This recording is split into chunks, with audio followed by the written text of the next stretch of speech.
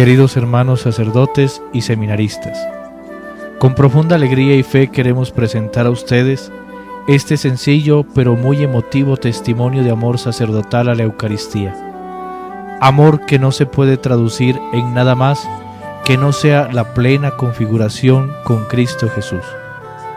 El siguiente testimonio es un extracto de la conferencia ofrecida en Canadá por parte de una de las hermanas del venerable cardenal Bantuan. En la voz de la hermana del cardenal escucharán ustedes a la comunicadora María Cristina Millán, quien gentilmente se une a nuestra celebración sacerdotal.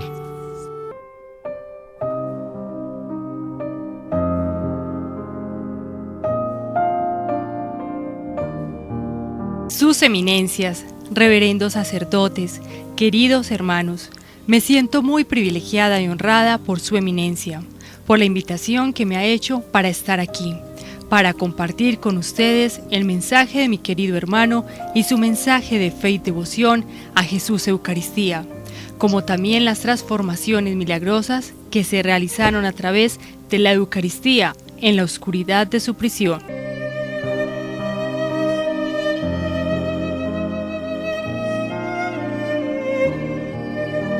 Pero para comprobar mejor su fe y su compromiso con el Sagrado Sacramento, quiero comenzar viendo un resumen de los puntos cruciales de su vida. Francis Bantuan fue ordenado sacerdote en 1953 y fue nombrado obispo en 1967 a la edad de 39 años. 9 años después, antes que el régimen comunista tomara el sur de Vietnam, el Santo Padre Pablo VI lo nombró coadjutor arzobispo de Saigón en la Ho Chi Minh.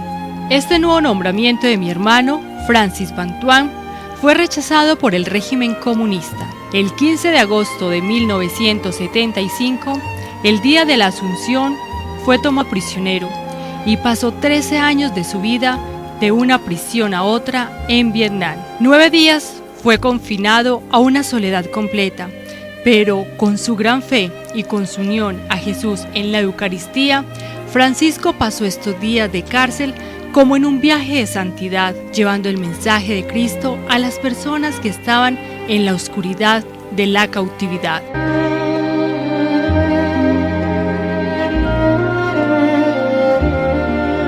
En 1994, y a la edad de 61 años, fue liberado. 4 años después, fue nombrado vicepresidente del Consejo Pontifical de Justicia y Paz. Luego, en el año 2001, fue nombrado para el Colegio de Cardenales. Lamentablemente, meses después de ser nombrado en este colegio, se le detecta un cáncer agresivo en el estómago que lo lleva al encuentro definitivo con Jesús.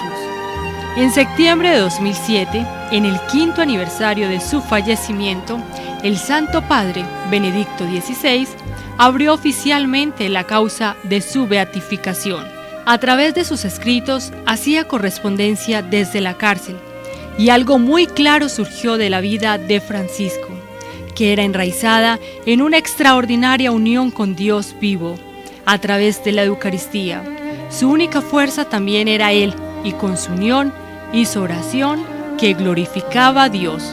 Nuestra madre muchas veces nos recordaba el tiempo cuando su hermana estaba muriendo de tuberculosis en un centro muy pobre de Vietnam. La tuberculosis fue considerada muy peligrosa y no había curación. Por las dificultades de la época, había que pedirle al sacerdote que fuera el ministro de la comunión para los desahuciados. El sacerdote venía cada día a pesar de que estaba enfermo para darle la comunión a mi tía que estaba muriendo. Más tarde, cuando preguntamos, Francisco explicaba su gran devoción a la Eucaristía con un pasaje de San Juan.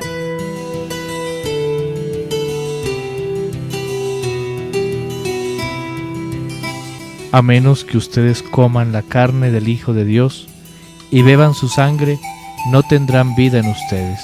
Durante un compromiso con los medios de comunicación social, se le preguntó una y otra vez cuál era su secreto. El secreto de su fuerza que lo mantuvo firme en la cárcel, y su respuesta fue siempre la misma: la Eucaristía.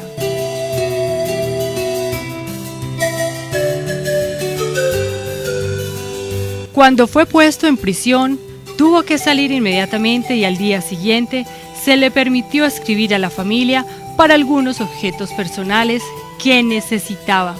Nos escribió: Por favor, envíeme un poquito de vino como medicina para mi dolor de estómago. Inmediatamente la familia lo comprendió. Días más tarde, los guardias le entregaron una pequeña botellita que estaba marcada así: medicina para el dolor de estómago. Además le enviamos hostias escondidas en pedazos de pan. Y luego, con 3 gotas de vino y una gota de agua en la palma de sus manos, celebraba la misa cada día y decía: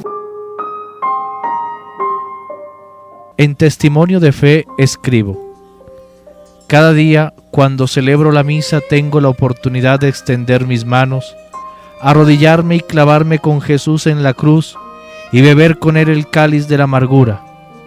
Estas fueron mis mejores misas. Luego, en otro testimonio de esperanza, él dice: En el campo de reeducación estábamos divididos en grupos de 50 prisioneros. Dormimos en la misma cama y cada uno tiene derecho a 50 centímetros de espacio.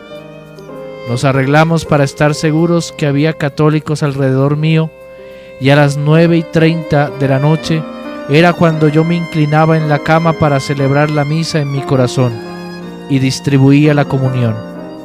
Cuidábamos hasta la más pequeña partícula y la guardábamos en envolturas de aluminio que traían los cigarrillos, para conservar la sagrada hostia y así tener siempre a Jesús con nosotros en mi bolsillo. Mi hermano Francis siempre terminaba las cartas clandestinas de esta forma: Querida mamá y papá, no estén tristes. Vivo cada día en unidad con la unión universal en el sacrificio de Jesús. Oren para que tenga la valentía y la fuerza de seguir siempre fiel a la Iglesia, al Evangelio y a hacer la voluntad de Dios. Es durante esos días de silencio y soledad, lejos de sus tareas pastorales, pero realmente íntimamente unido a la Eucaristía, que Francis llegó a comprender con todo su ser que solamente Dios y el trabajo de Dios debe ser el centro de nuestras vidas. Esta comprensión abrió las puertas al Espíritu Santo para transformar esos años de restricciones severas en una evangelización tan activa y tan fructuosa de todos los periodos de su vida. En su libro 5 panes y 2 peces, Francisco cuenta el periodo especial de su vida, que para él era un periodo de su crecimiento espiritual más grande. Muchas veces tenía la tentación, atormentado por el pensamiento, que tenía solamente 48 años con una experiencia pastoral muy buena, pero ahora estaba inactivo, en soledad y separado de mi gente. Pero una noche escuché una voz que me dio ánimo, venía desde el fondo de mi corazón. ¿Por qué te atormentas, Francisco? Tienes que distinguir entre Dios y el trabajo de Dios. Tienes que elegir solamente a Dios y no a sus obras. Los católicos fueron bautizados mientras eran prisioneros y tuvieron otros prisioneros como padrinos. Francis Bantuan nunca dejó de alabar la providencia de Dios.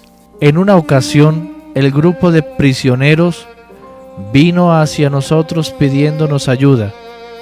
Uno de ellos, desesperado, trataba de ahorcarse con un cable eléctrico. Francis se arrodilló delante de este hombre y le ayudó. Todos estuvieron orando con él y finalmente el hombre se arrepintió llorando y se abandonó al amor de Dios. Algunos años después, Bantuan y el otro prisionero suicida se encontraron en California. Juntos se sentaron a recordar cómo la presencia del Santísimo Sacramento había logrado la sanación. Durante sus 9 años en prisión solitaria, celebraba la Eucaristía todos los días a las 3 de la tarde, la hora de la agonía y martirio de Jesús en la cruz. Estaba solo y por lo mismo podía cantar la misa como quisiera, en latín, francés o vietnamita, y siempre llevaba en la bolsa de su camisa un pequeño improvisado portaviático, preservando el Santísimo Sacramento, y repetía siempre: Jesús, tú estás en mí y yo en ti, adorando al Padre. En Roma, cuando murió, entendimos que Él ofrecía un solo pan en su corazón por las necesidades de todo el cuerpo de Cristo, que es la Iglesia, y como signo de paz y unidad entre todos los hombres para formar un solo cuerpo en Jesús. Quisiera terminar mi reflexión con los pensamientos que Él escribió en la fiesta del Santo Rosario el 12 de octubre de 1976 en la prisión de Cucán, cuando estaba en prisión solitaria. Soy feliz aquí en esta celda, donde champiñones blancos están creciendo en mi colchón, porque tú me quieres aquí contigo, porque tú quieres estar conmigo. Aquí me has hablado muchas veces en mi vida, ahora ya no te hablo más, te toca a ti hablarme a mí, Jesús. Te estoy escuchando a ti. Cada vez que leo esto me imagino a mi hermano sentado en su celda oscura y viendo algo que era totalmente vacío, pero sonriendo con gentileza como siempre lo hacía, y agarrando con su mano la bolsa de su camisa donde Dios residía. Que este prisionero que experimentó la armonía celestial, el amor y vida en la desolación de su prisión, continúe llamándonos para que nosotros, como los discípulos de Emaús, digamos: Señor, quédate con nosotros y aliméntanos con tu cuerpo. Amén.